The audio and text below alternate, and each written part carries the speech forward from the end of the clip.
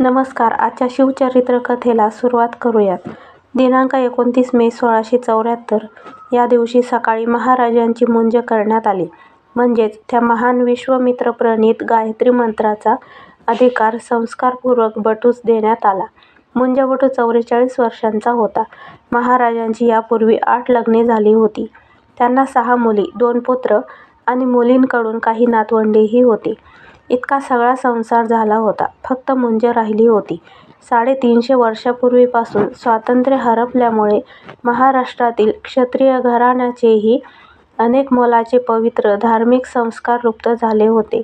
वास्तविक महाराजांचे भोसले घराणे अशाच थोर राजघराण्यापैकीच क्षत्रिय कुलावंतास होते.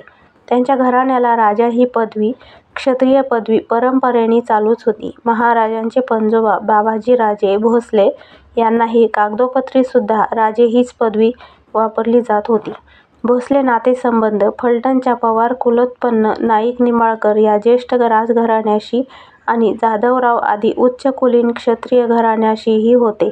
परंपरेने असे मानले जात होते की हे भोसले घराणे चितोडच्या सिसोदिया घराण्याचीच एक शाखा महाराष्ट्रात आली, त्यातीलच ते एक आहे. स्वतः महाराजही तसेच म्हणत असत.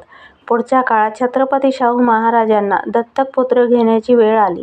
त्यावेळी चितोडच्याच राजघराण्यातील एका मुलाला छत्रपती शाहू महाराजांच्या मांडीवर दत्तक द्यावयाचा विचार चालू होता.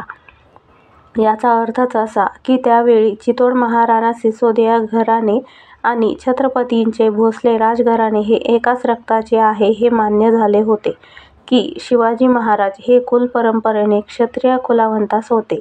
त्यांना धर्मशास्त्राप्रमाणेही वैदिक पद्धतीने राज्याभिषेक करण्याचा अधिकार होता. सर्वात महत्त्वाचा मुद्दा तर असाच ठरावा की आयुष्यभर हातात तलवार घेऊन ज्याने रयतेचे रक्षण, पालनपोषण आणि स्वातंत्र्य हेच व्रत आचरिले, धर्म, संस्कृती आणि अस्मिता यांच्याकरिता रक्त आणि स्वेद सतत गाळले असा महापुरुष कोणत्याही जाती-धर्मात जन्माला आला नाही. तरीही तो क्षत्रिय कुलावंतासच की नाही का? मुंजीनंतर लग्न. शास्त्राप्रमाणे लग्नाचा विधी आता करणे आवश्यकच होते. येथे एक गोष्ट प्रामुख्याने लक्षात घेतली पाहिजे की यावेळी जर महाराजांनी आणखी एक नवे कोरे लग्न करावयाचे ठरविले असते तर महाराष्ट्रातील कोणत्याही क्षत्रिय कुलावंतास घराण्यातील आईबापांनी आपली मुलगी महाराजांना वधू म्हणून दिलीच असती. पण तत्कालीन बालविवाह पद्धतीमुळे कोणत्याही नवऱ्या मुलीचे वय 7, 8, 9 फार तर 10 वर्षाचे असावयाचे. महाराजांचे वय यावेळी 44 होते.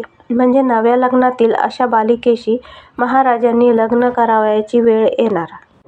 महाराजांच्या विवेकी मनाला हा जरट कुमारी विवाह पटणे कधी शक्यच नव्हते. मुंजीनंतर लग्न झालेच पाहिजे हे राज्याभिषेकाकरिता आवश्यकच होते. पण मग आता महाराजांनी आणि शास्त्री मंडळींनी यावर तोड काढली. ती म्हणजे राणी सोयराबाई साहेब यांच्याशीच पुन्हा विवाह करावयाचा, म्हणजे विवाह संस्कार करावयाचा. यावेळी सोयराबाई साहेबांचा राजाराम राजे हा पुत्र 4 वर्षाचा झालेला होता. सोयराबाई साहेबांशी महाराजांचे दिनांक 30 मे रोजी लग्न करण्यात आले. पुतळाबाई साहेब आणि सकवारबाई साहेब या महाराजांच्या राण्याशीही असेच विधीपूर्वक विवाह करण्यात आले.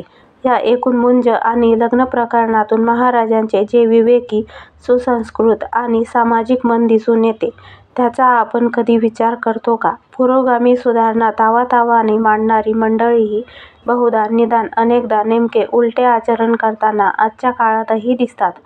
हे पाहिले की शिवाजी महाराजांच्या जोडीला विचाराप्रमाणे सामाजिक आचरण करणारे महात्मा फुले अन अण्णासाहेब कर्वे यांच्यापुढे आपली मान आदराने लावते. ज्या काळात दलितांची सावलीही आम्हाला आगीसारखी झोंबत होती अशा काळात ज्योतिबांनी आपल्या स्वतःच्या घरातील पिण्याच्या पाण्याचा पाणवठा दलितांना अन सर्वांनाच मुक्त केला होता.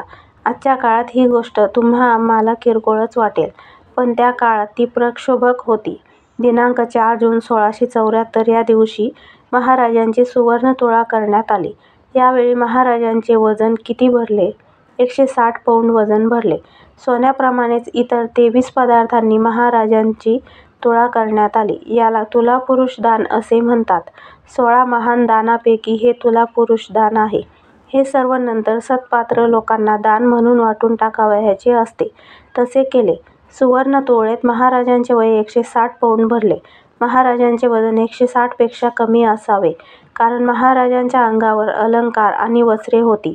हातापायात सोन्याचे तोडे होते. कमरेला शस्त्र म्हणजे तलवार आणि कट्यार असणारच. उजव्या हातात श्रीविष्णूंची सोन्याची मूर्ती असणारच. या सर्वांचे वजन वजा करावे लागेल. असे वाटते की ही वजाबाकी केली तर महाराजांचे वजन सुमारे 145 पौंड असावे. सोन्याच्या पारड्यात महाराजांची शिवराई होन तुळेसाठी घातले होते. एका होनाचे वजन सामान्यतः 2.5 ग्रॅम होते. त्यावरून हेन्रीने अंदाज केले असावे. अन्य धार्मिक विधी चालूच होते. प्रत्यक्ष अभिषेक आणि नंतर राजारोहण होणार होते.